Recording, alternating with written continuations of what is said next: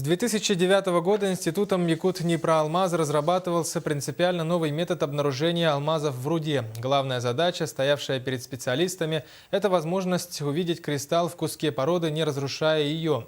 3 года спустя было подготовлено техническое задание на изготовление рентгенографического сепаратора, способного обнаруживать алмазы таким способом. Выполнить его взялась немецкая фирма «Алиут». Что из этого получилось, смотрите в репортаже нашего коллеги из Мирного Руслана Фаткулина. Сегодня для обнаружения алмазов в раздробленной руде используется целый парк проверенных временем рентгенолюминесцентных сепараторов. Но их главный недостаток в том, что увидеть ценный кристалл автоматика может только если он не находится в куске породы. Сконструировать принципиально новый сепаратор с высокой точностью обнаружения алмазов взялась немецкая фирма «Алиут». Именно немцы с присущей им точностью и надежностью смогли дать тот результат, которого ждали наши специалисты. Вот в настоящее время мы привезли оборудование XRT. Это оборудование для добычи алмазов, скрытых внутри куска кимберлита.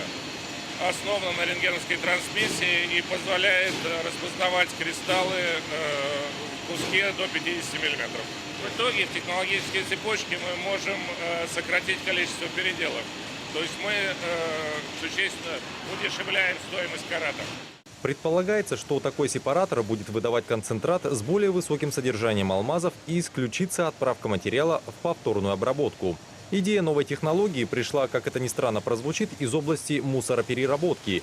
Подобные аппараты используются в Германии на сортировке отходов. Кто-то предложил, а почему бы вместо стекла, пластика и бумаги не попробовать отсортировать породу от алмазов? Идея оказалась уникальной в своем роде. Таких аппаратов нет. Есть опытные образцы, которые изготовил буревестник, которые также параллельно сейчас испытываются компанией. И аналогичные разработки ведет Дебирс. Результаты их мне точно неизвестны, но я знаю, что пока промышленных образцов тоже нет. Если строить совсем уж смелые планы, то можно предположить установку таких рентгенографических сепараторов непосредственно в местах алмазодобычи, например, в шахте или карьере. Вполне возможно, что так удастся избежать больших объемов дорогостоящей транспортировки пустой породы на фабрики.